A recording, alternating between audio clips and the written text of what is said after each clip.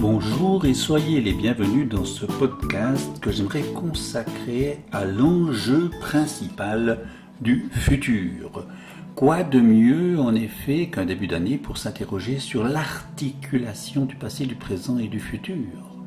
Je le ferai à travers l'approche de Philippe Guimand et de ce qu'il nous en dit. Depuis 10-15 ans, la rétrocausalité s'impose y compris dans le monde anglo-saxon. La conscience y est décrit comme la clé de tout puisque le temps, l'espace et la matière existent mais différemment. La matière est seconde et le futur a une influence sur notre présent. Il est en quelque sorte déjà réalisé. C'est une idée relativement neuve mais consensuelle. Nous avons dès lors à repenser notre vision de la réalité. Notre réalité est conditionnée par notre système de croyances très restreint depuis 3 siècles, par la pensée normée, majoritairement déterministe, et c'est elle qu'il faut dépasser pour aller plus loin. D'où la nécessité de redéfinir la réalité en somme. Désormais, tout ce qui arrive n'est plus déterminé simplement uniquement par le passé, les lois, le hasard, les causes inexpliquées ou encore les lois à découvrir. Non, la réalité est en réalité vie, c'est-à-dire faite de vibrations, d'informations et d'énergie. Et l'amplitude est l'énergie. Et le temps sont des vibrations de l'espace. Tout est vibratoire, l'espace en découle, tout comme l'énergie ou la matière. L'univers est un champ d'information et on y a accès par la conscience qui dessine cette information. D'où vient-elle? Sans matière et sans espace, l'information nous vient du futur à travers la capacité de la conscience. Et l'état de non-existence, précisément, n'existe pas. L'existence, comme la conscience, sont nécessaires, sont obligatoires. La conscience est donc première. Et le temps existe sous la forme d'un flux qui vient du futur en permanence. Et notre conscience fonctionne comme un simulateur ou encore comme un orientateur. Nous sommes en train de construire en quelque sorte notre passé qui va tout doucement, tranquillement s'enfuir dans le passé. Et si on dit que le futur est déjà réalisé, il faut alors quand même maintenir le libre arbitre. Au maximum du passé, dans le Big Bang, ce flux d'informations serait toujours là. Tout viendrait du néant, tout se serait créé par une inflation qui se serait expansée. L'information y est en quelque sorte projetée par un trou blanc, par un trou de verre, dans le futur d'un autre univers. Et le futur existe déjà potentiellement. On peut en réalité changer le présent sans changer tout le futur, car le futur peut être toujours en train de bouger. Tous les univers possibles n'ont pas besoin de changer. Seuls ceux qui concernent ma conscience active le doivent. C'est la conscience qui l'impacte, qui adresse le futur, qui donne une destination. Nous sommes tous mentalement donc en train de construire l'espace. On s'y déplace par la pensée, ce qu'attestent les sorties de corps ou les expériences de mort imminente, les visions du futur, les prémonitions et tant d'autres choses. L'information vient à la conscience. Cela fonde d'ailleurs la manière dont les ovnis se déplacent. Nous avons naturellement une perception du futur proche. Et il y a un décalage qui permet un choix, une orientation dans le futur. C'est la raison pour laquelle l'effet placebo existe comme les guérisons spontanées. La conscience peut aller chercher de l'autre côté, dans l'autre version de l'univers miroir ou jumeau, de quoi faire des choix nouveaux, capter la vibration du soi qui nous permet de nous aligner sur une vibration différente, une intention authentique. C'est une sorte de GPS pour nous guider, pour nous relier à notre soi et à notre âme-esprit. Et nous verrons que 3 choses sont à cultiver pour mieux nous relier à notre âme-esprit. C'est en réalité par notre soi que nous connaissons les potentialités de l'avenir. Il faut donc s'y connecter. Comment? En fait, on ne le fait pas par le mental. Il faut au contraire passer par notre moi profond, notre véritable identité, par notre âme qui est reliée à l'expérience, au chemin et à la mémoire, tandis que l'esprit, lui, sera relié à l'intention et à la destination. La vérité est de l'ordre de l'expérience et du ressenti qui sera validé par la joie qu'elle procure et qu'elle provoque.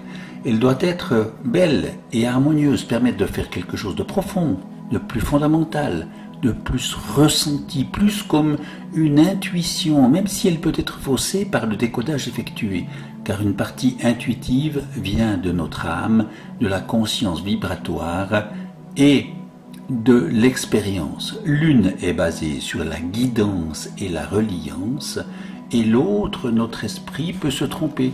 Il faudrait donc tendre à un équilibre entre l'intelligence mentale et émotionnelle. Mais ce dernier n'est pas partageable. On ignore ce que ressentent les autres.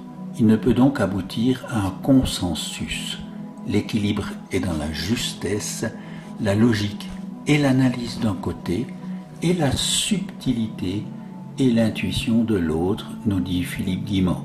Notons que dans cette approche, la joie ne craint rien et ne peut pas adresser le futur ou le cibler.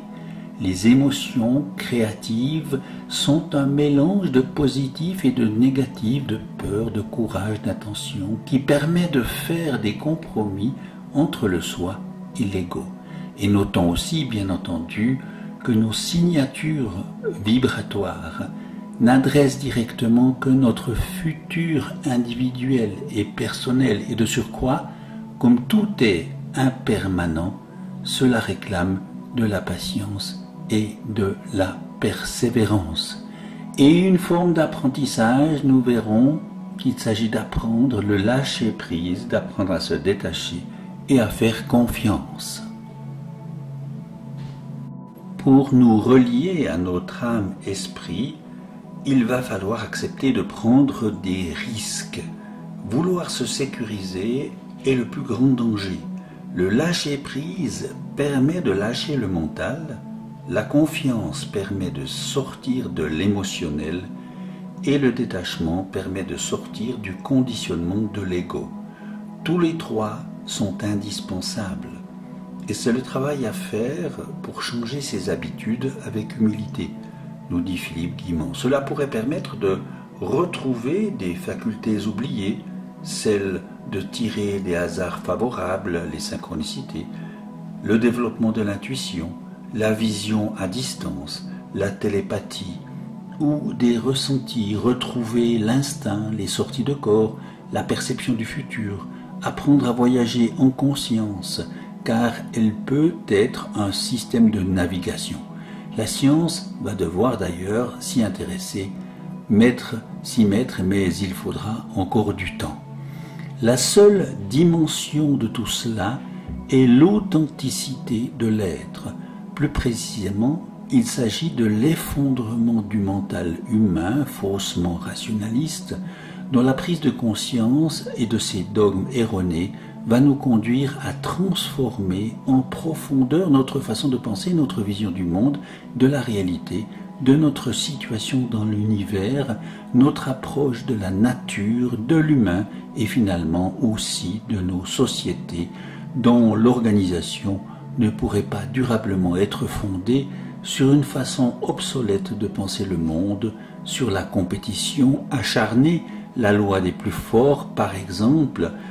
Et donc le choix crucial à venir sera de décider de l'humanité, si l'humanité va vers des technologies pour se connecter à soi ou à l'univers, ou si elle va utiliser ce qui est déjà là, et parfaitement opérationnel à travers la conscience et le cœur. Notons toutefois, à l'évidence, que le futur sera nécessairement à la fois éminemment individuel, personnel, mais qu'il sera aussi dans sa construction globale et ses interactions, évidemment, collectif. Et pour terminer ce podcast, deux toutes petites vidéos avec lesquelles nous découvrons ce qu'entend nous préciser Philippe Guimond. Choix entre soit on dit on va vers un futur où on va devenir tous connectés mais artificiellement à des objets qui nous entourent et qui vont faire de la magie, qui vont nous rendre des services, soit on va vers un futur où on redécouvre notre connexion naturelle déjà existante à la magie de la vie qui n'a pas besoin de technologie puisqu'elle est déjà là, dans l'humain. Et le véritable humain, c'est l'humain connecté à son âme et qui, lorsqu'il exploite véritablement cette télécommande de l'espace-temps qui est déjà existante, arrive à faire des prouesses bien plus considérables que n'importe quelle technologie dans les années qui viennent. Et on est un vaste territoire de possibilités,